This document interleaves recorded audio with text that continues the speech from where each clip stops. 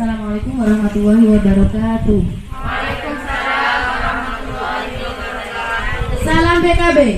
Orang tua hebat, balita cerdas, keluarga bahagia. Salam KB. Dua anak cukup. Ingin jadi orang tua hebat? Ayo ke PKB. Terima kasih ibu-ibu sudah bersemangat pada pertemuan yang ke-11 ini untuk hadir di pertemuan rutin BKB. Ibu-ibu semua, kami juga mengucapkan terima kasih telah merelakan waktunya berkumpul di sini untuk mencari ilmu. Kita akan membahas tentang hak anak, perlindungan pada anak, dan bagaimana anak dapat berpartisipasi dalam hidupnya. Apakah ibu-ibu juga sudah mengajarkan kepada anak-anak tentang lagu yang kemarin kita pelajari, yakni lagu Ini Lagu Buku? Ya. Ibu-ibu juga masih ingat? Masih. Yuk kita nyanyikan bersama lagu Ini Lagu Buku dengan penuh semangat. 1, 2, 3. Ini lagu buku kan ku jaga selalu, tak boleh disentuh, tak boleh diganggu. Hanyalah ibuku dan juga diriku yang boleh melihat dan boleh nyentuh. Marilah kita semua laksanakan tepuk hebat untuk semua ibu-ibu di sini yang hebat-hebat semua. Tepuk hebat. Hebat, hebat, hebat, hebat, hebat. Terima kasih ibu-ibu semuanya untuk pertemuan yang ke-11 ini. Yang ke-11 ini yang akan kita bahas adalah tentang hak anak, perlindungan bagi anak, dan bagaimana anak itu supaya dapat berpartisipasi dalam hidupnya. Dan materi ini nanti akan disampaikan oleh Ibu Nurul. Akan tetapi sebelumnya untuk mengenal apa saja sih hak bagi anak itu, kita laksanakan tepuk hak anak. Di dalam tepuk hak anak itu nanti kita bisa tahu apa sih hak anak itu. Ya, kita lakukan juga tepuk hak anak. Nanti ibu-ibu bisa menirukan gerakan saya. Ya. Yang pertama, hak hidup. Ketika saya bilang hak hidup, berarti tangan kita membentuk segitiga di atas, ya. Untuk tumbuh kembang, tangan kita direntangkan. Untuk perlindungan seperti ini dan berpartisipasi gerakannya seperti ini. Siap ibu-ibu? Ya. Tepuk hak anak. Hak hidup, tumbuh kembang, perlindungan, partisipasi. Yes, yes, yes. Adapun materi ini nanti akan dijelaskan oleh Ibu Nurul sebagai kader inti. Pada Ibu Nurul kami persilakan. Assalamualaikum warahmatullahi wabarakatuh. Waalaikumsalam warahmatullahi wabarakatuh. Biar tambah semangat, salam PKB. Orang tua hebat, balita cerdas, keluarga bahagia. Terima kasih Bu-Ibu. Nah, di sini saya akan menjelaskan tentang jenis-jenis kekerasan pada anak dan akibatnya. Yang pertama, penelantaran anak. Penelantaran anak adalah tindakan tidak terpeliharanya anak atau ditinggal orang tuanya. Selain itu, anak tidak pernah atau diberi cukup ASI. Anak tidak dibawa ke fasilitas kesehatan yang baik ketika sakit. Selanjutnya, yang kedua tentang kekerasan fisik. Kekerasan fisik adalah tindakan kekerasan secara lahiriah dan jasmani. Contoh seperti cubitan, pukulan, tendangan, atau tindakan yang melukai anak. Yang ketiga, kekerasan emosional. Kekerasan emosional ini adalah tindakan yang meremehkan, merendahkan anak sehingga anak merasa tidak berharga.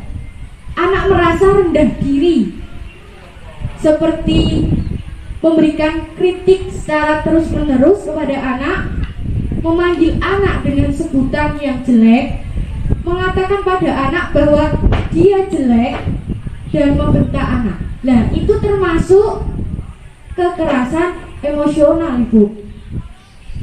Selanjutnya, yang keempat, tentang pelecehan seksual.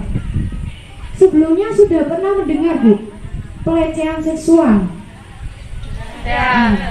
Ya, pelecehan seksual ini adalah hubungan atau interaksi anak dan seorang yang lebih tua atau lebih dewasa, dan anak ini digunakan sebagai objek pemuas bagi kebutuhan seksual pelaku.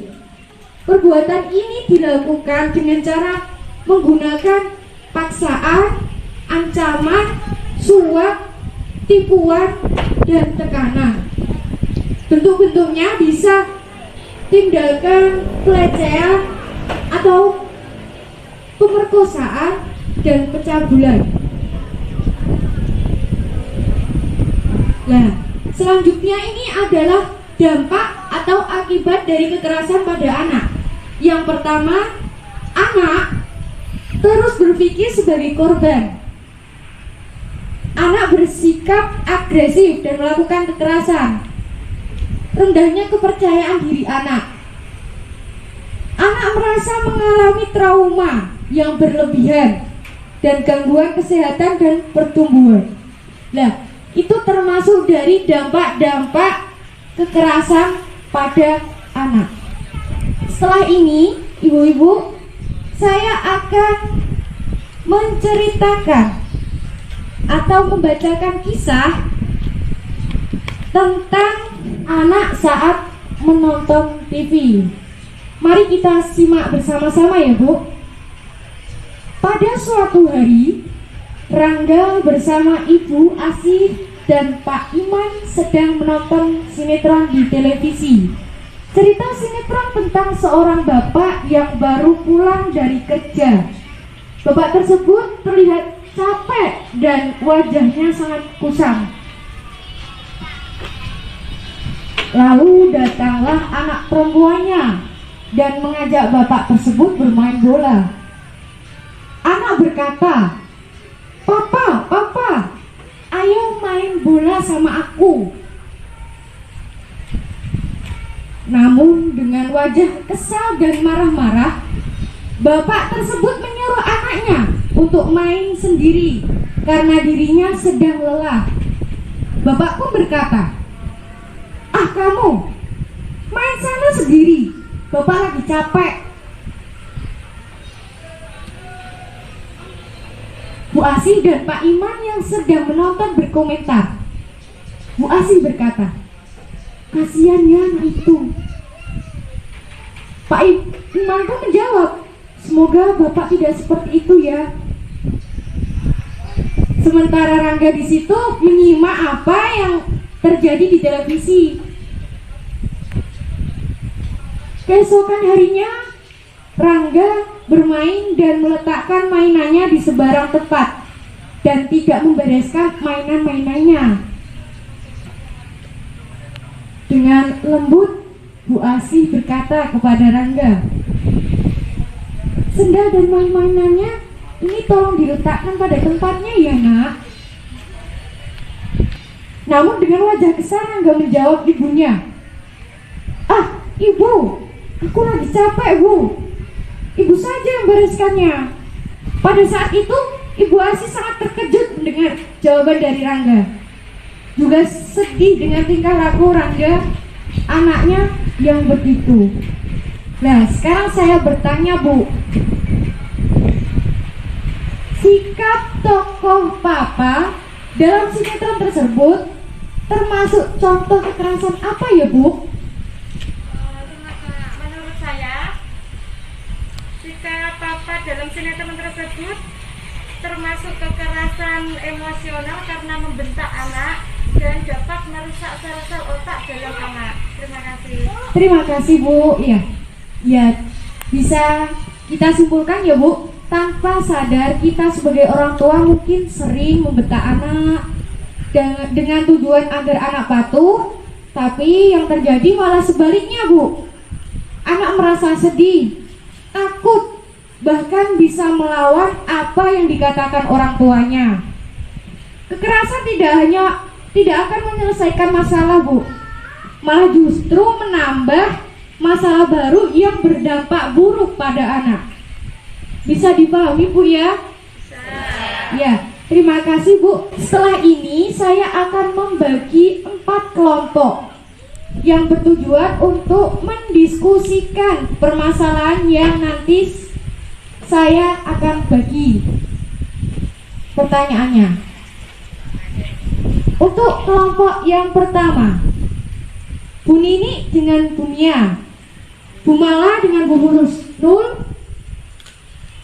Kelompok ketiga, Bu Fida, Bu Ani, Bu Nurul.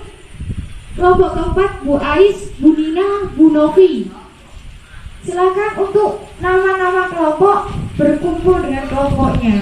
Untuk soal atau pertanyaan akan kami sebar. Diskusi dimulai. Sudah selesai, Ibu-ibu? Iya, terima kasih. Diskusi akhiri. Di sini saya akan minta tolong untuk perwakilan dari kelompok menyampaikan hasil dari diskusi yang telah dilaksanakan. Saya tuju dari kelompok 4. Silakan menyampaikan diskusinya. Baik, saya akan menjawab pertanyaan dari kelompok 4. Apa yang harus dilakukan orang tua dan masyarakat untuk membuat lingkungan aman dari kekerasan pada anak, mengawasi dan mendampingi anak-anak saat bermain? Terima kasih, Ibu, atas jawaban yang sangat hebat. Terima kasih. Untuk saat ini saling berpasangan berhadapan sesuai kelompok usianya dan saling membantu dalam pengisian KKA Kartu Kembang Anak. Ada yang belum mencapai tingkat perkembangan anak? Anak saya, Bu. Iya, gimana? Anak saya umur 36 bulan, belum aktif bergaul dengan teman. Anaknya usia 36 bulan berarti sudah 3 tahun, belum mencapai tingkat perkembangan anak yaitu aktif bergaul dengan teman. Untuk tugas rumahnya, nanti Ibu Mia bisa mengajak anak bergaul aktif dengan kawan-kawannya. Nanti itu bisa dilakukan di rumah, dan untuk pertemuan selanjutnya bisa disampaikan apakah ada perkembangannya lagi. Oke. Ada yang lain? Yang lainnya sudah atau belum? Sudah ya. Jadi kalau ada penyampaian tugas rumah untuk masing-masing anak bisa dibantu dengan suaminya. Itu nanti kami tugas kadernya juga akan ikut serta membantu panjenengan yang jika ada yang belum mencapai tingkat perkembangannya. Terima kasih. Baiklah ibu-ibu, kami cukupkan sampai di sini pertemuan yang ke-11 ini. Semoga membawa manfaat untuk kita dan putra-putri kita. Amin ya robbal alamin. Selanjutnya sebelum kita berpisah, kita salam BKB dulu. Salam BKB.